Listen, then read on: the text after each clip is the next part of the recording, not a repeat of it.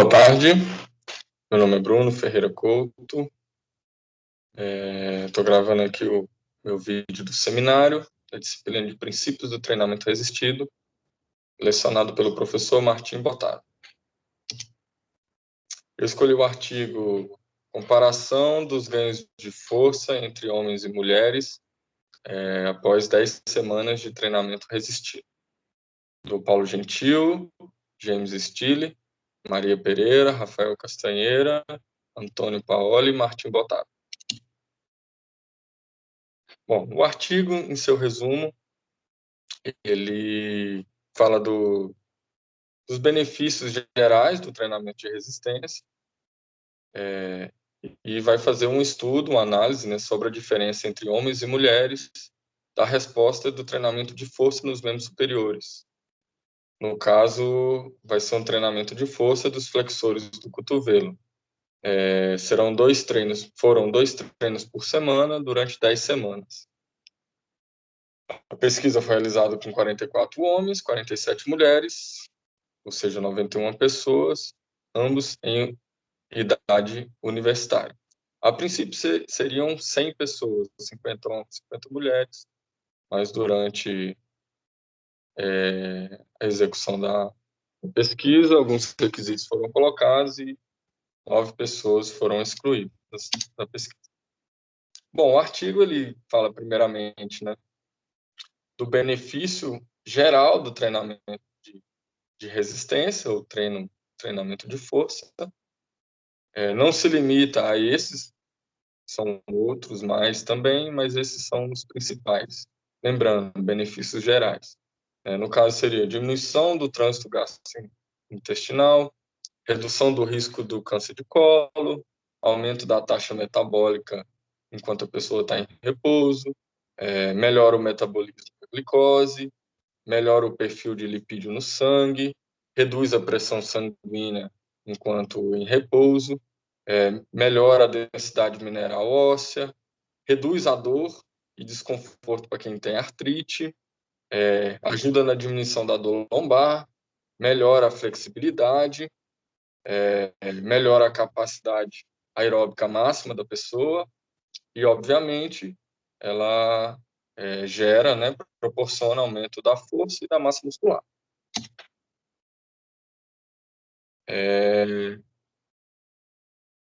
Esse artigo, os pesquisadores, eles fizeram uma comparação, né, entre homens e mulheres e eles pegaram como base aquilo que já se tinha produzido para preparar a servir, vamos dizer assim, de hipótese.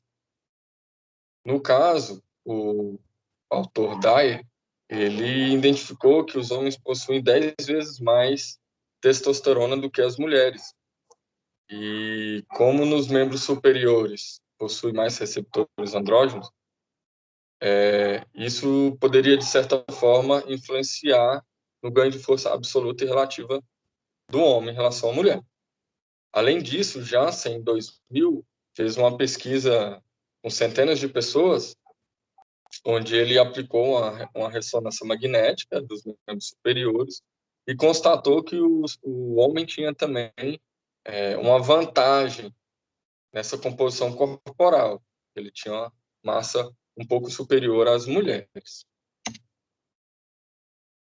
O que os estudos anteriores dizem? Bom, sobre os membros inferiores, ao que tudo indica, pelo menos pelas referências que o artigo pega, existem mais pesquisas, né? Então, o Ivey em 2000, o Galvão em 2006, o Dorgan em 2012, eles constataram que não havia diferença entre homens e mulheres nos treinamentos de força nos membros inferiores. A Fischer, em 2014, identificou que os ganhos de força absoluta eram semelhantes entre homens e mulheres.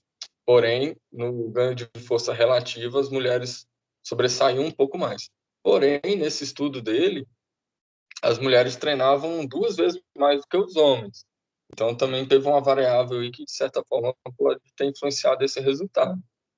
Já quanto aos membros superiores, Hagan em 95 e Yabe em 2000, sugeriram ganhos absolutos maiores em homens e relativos em mulheres.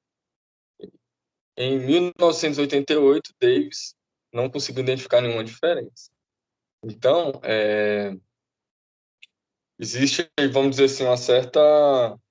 não tem ainda assim, uma ideia, né, resultados conclusivos em relações a essa problematização que é colocada no artigo, pelo menos não com base nos estudos anteriores. É importante destacar que essas pesquisas de membros superiores, segundo Abe, e no mesmo artigo em 2000, ele também questiona o fato de que essas pesquisas têm sido realizadas apenas com cerca de 20 participantes, o que é, vamos dizer assim, uma amostragem bastante pequena. Bom, sobre a pesquisa em si, o método, né? Como antecipado, foram 91 estudantes, foi feito, né, primeiro a aprovação no Conselho de Ética da universidade, foi distribuído panfletos, colado banners, e para que as pessoas se candidatassem a voluntários, né, para pesquisas. Porém, para participar, alguns requisitos foram colocados. Primeiro, ter no mínimo 18 anos e ser iniciante no treinamento de resistência, né, no treinamento de força.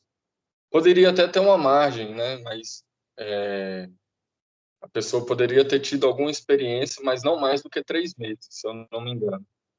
Mas, em geral, então, as pessoas eram todas iniciantes, tanto homens quanto mulheres. Durante a pesquisa, né, durante as 10 semanas, as pessoas não poderiam sofrer, né, alterações nos hábitos alimentares, como, por exemplo, de repente virar vegetariano, iniciar uma dieta de emagrecimento ou acrescentar suplemento alimentar, coisas que iam, de alguma forma, influenciar, né, os resultados daquele indivíduo. E também não poderiam, obviamente, né, ter nenhuma doença grave que comprometesse a saúde individual da pessoa durante a execução dos exercícios, das atividades propostas. Bom, o teste em si. Foi feito o pique de torque, né, de flexão do cotovelo, unilateral, ou seja, só um braço, através de 2 séries com 4 repetições concêntricas a 60 graus, em um dinamômetro isocinético Biodex System 3. Detalhes: a pessoa se posicionava num banco Scott, o cotovelo alinhado com o Biodex, o antebraço deveria permanecer sempre em posição supinada. Então, durante a execução e a intervenção das atividades, tudo controlado sempre pelo mesmo acompanhante e tal. Então, tentando manipular as condições de execução para que elas fossem minimamente iguais, para que também nenhuma outra variável extra influenciasse, né, o resultado. Intervenção de treinamento de resistência, então foi durante 10 semanas. Durante a execução, eram feitos ajustes de carga para que o indivíduo alcançasse a falha muscular, né? Porque à medida que ela foi fazendo, ela vai ganhando força, então tem que se fazer um ajuste de carga. E durante a execução, executava o movimento, descansava por 2 minutos. Então, esse era o intervalo de descanso entre os exercícios. Para que os dados da pessoa fossem levados em consideração na pesquisa, no resultado, ela devia comparecer no mínimo 80% das sessões de treinamento. Bom, as análises dos dados coletados. Se trabalhou com média para mais para menos, no caso, desvio padrão. Os resultados foram utilizados para chegar às medidas, né? Foi utilizado o teste Kolmogorov e Smirnov, que no caso é a comparação das amostras, e os fatores trabalhados foram tempo, sexo e tempo versus sexo. Quando se fazia as múltiplas comparações, foi utilizado outro procedimento, que é o Banferroni. Os dados eram analisados usando Statistical Package for Social Science, SPSS versão 17.0.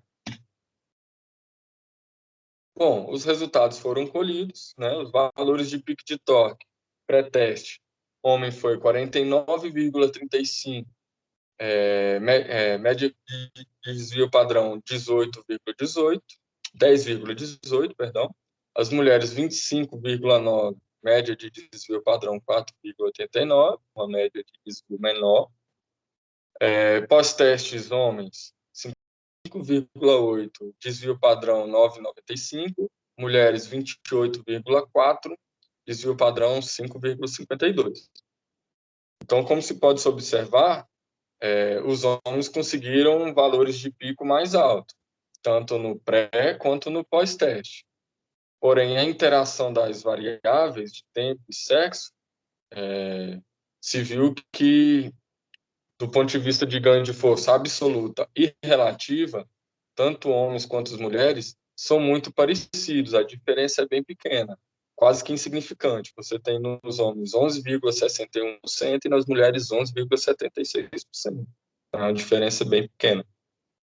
O efeito de Correns D foram 0,57 e 0,56 para homens e mulheres, respectivamente. Então, o que conseguiu se concluir é que,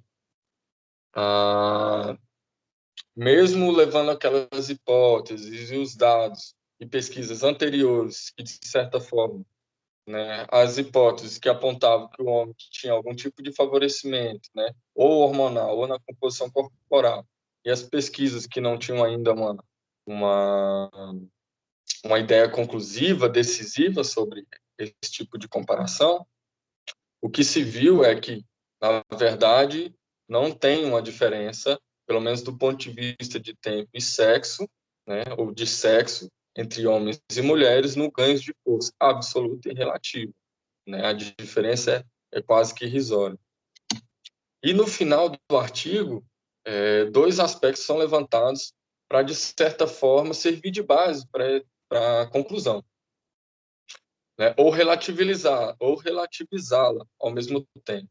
Um é que, segundo o próprio artigo, os estudos mais recentes apontam que a progesterona, que é um hormônio predominante na mulher, tem mais na mulher do que no homem, ele também influencia, né, no efeito anabólico, assim como a testosterona a favor do homem. Então, no período, na fase lútea, que é entre a ovulação e a menstruação, que dá aproximadamente 14 dias, as mulheres têm uma produção maior de progesterona e, consequentemente, um efeito anabólico maior. Então, isso pode ser também que essa variável hormonal na mulher também equilibre esse jogo. Achei bem interessante isso. E não foi levado em consideração nos pesquisas, nos dados anteriores, porque, segundo aponta o artigo, são estudos mais recentes que têm confirmado esse papel da progesterona. E, por fim, os autores levantam a hipótese seguinte, de que se 10 semanas talvez não seja o suficiente para gerar ganho de força e crescimento muscular significativo. Então, talvez se trabalhar com um período de tempo maior, essa diferença entre homem e mulher, né, no ganho de força absoluta e relativa, talvez ela apareça em algum momento, né? Então, eu achei interessante pontuar isso, né, porque ele coloca em xeque, não em xeque, né, mas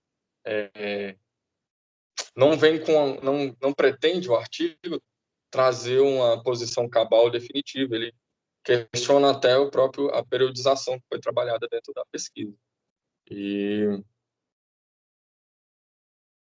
mostrando que, mesmo que eles não tenham identificado nessas circunstâncias a diferença, né, do ganho de força, talvez um período maior de treinamento, de pesquisa, isso se evidencie.